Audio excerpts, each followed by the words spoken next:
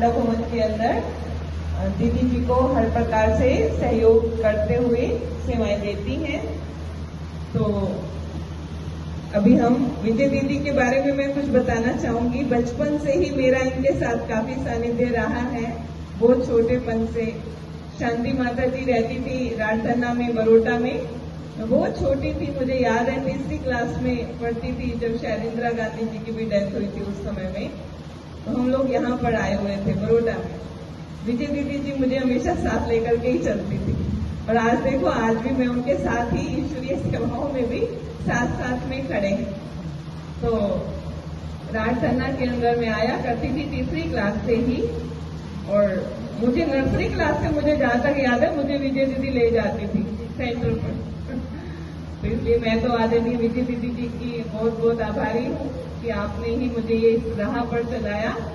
और मैंने इस शांति माता जी के बारे में क्या देखा कि जब मैं आती थी राजधना, मुझे शौक था, मुझे अकेले बैठने का, चुप बैठने का शौक होने के कारण मैं यहाँ आती थी। और मैंने शांति माता जी के लिए क्या देखा, 4-4 घंटे लगातार रेड लाइट करके, है ना, वहाँ उस कमरा मुझे आज तक भी याद है, वो बरोटा वाला रूम है ना, वहाँ पे 4-4 घंटे लगातार बैठी रहती। और मुझे भी यही अच्छा लगता था, मैं भी उनके साथ बैठी रहती थी। मुझे वो दिन नहीं भूलते हैं, है ना।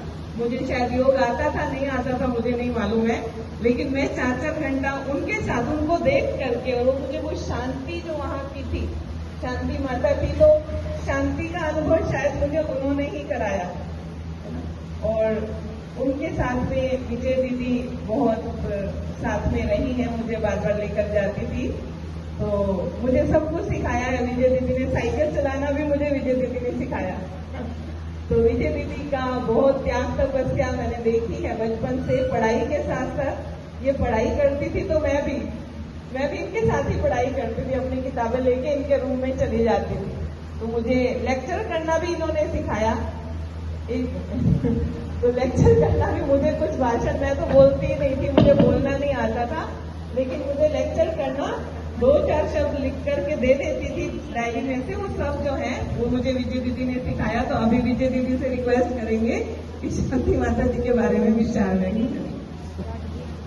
वास्तव में तो ये सारी महिमा उस परम पिता परमात्मा शिव बाबा की है, और आज हम सभी उस गति सदगति दाता, सर्व के कल्याणकारी, और साथ साथ हम सबकी आदरणीय शांति माता जी, आप सबकी मैं इसलिए कह रही हूँ क्योंकि लौकिक में तो भले वो हमारी माता जी थी और सचमुच बहुत अटैच भी थी हमारे से, लेकिन मैंने देखा कि धीरे धीरे, क्योंकि जैसे जैसे ज्ञान और योग की गहराइयाँ आती हैं, आत्मा की अवस्था आगे बढ़ती है, वैसे वैसे वो सिर्फ मेरी माता नहीं रही, वो आप सबकी भी माता थी। आप सबने अनुभव किया होगा।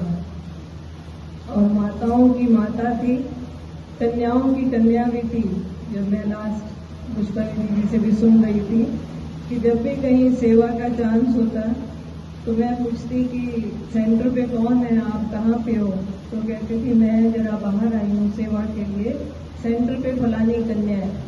जबकि माताओं का फर्ज होता है कि माता सेंटर पे रहे और कन्याओं को सेवा के लिए भेजे, लेकिन वो हमेशा सेवा में भाग दौड़ करती रहती थी और अपना हर सेकंड, हर श्वास, हर संकल्प उसने सेवा में, और साथ साथ केवल सेवा ही नहीं बल्कि आत्माओं की स्थूल और सूक्ष्म पालना में और अपनी योग तपस्या में। अंतिम समय का मैं सिर्फ थोड़ा सा आपको सुनाना चाहूंगी कि मैं अभी 10 दिन पहले ही जब उनके पास होकर के गई तो मैंने देखा वो आत्मा काफी उपराम हो चुकी थी और बहुत साक्षी दृष्टा होकर के उसने हमें दृष्टि भी दी और हमने हाथों से उनको कुछ खिलाया भी, लेकिन वो बिल्कुल इतनी न्यारी थी, इतनी प्यारी थी कि ऐसे लग रहा था वो आत्मा बिल्कुल अब तैयार है बाबा के पास जाने के लिए।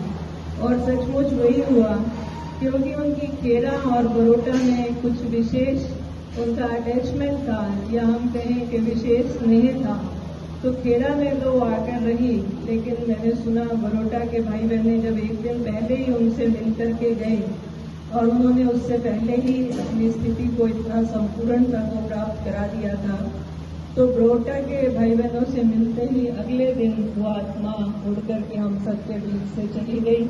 तो ऐसी आत्मा को जिनसे हमने इतनी शिक्षाएं ली हैं, जिनसे इतना कुछ सीखा है, तो आज की हमारी सच्ची श्रद्धांजलि वास्तव में उस आत्मा के प्रति यही होगी कि जो कुछ उन्होंने हमें इस लाइफ के अंदर सिखाया है, जो हमारी पालना की है, जो इस परिवार को, खेड़ा के परिवार को भी एकजुट बना करके रखा है, बांध करके रखा है, तो मैं यही चाहूंगी कि उनकी ये अंतिम इच्छा थी कि हम सभी एक होकर के मिल करके चलें, आपस में मिल करके सेवा करें, तो बाबा का नाम भी बाला होगा और उस आत्मा की आश भी अवश्य पूरी होगी। ओम शांति।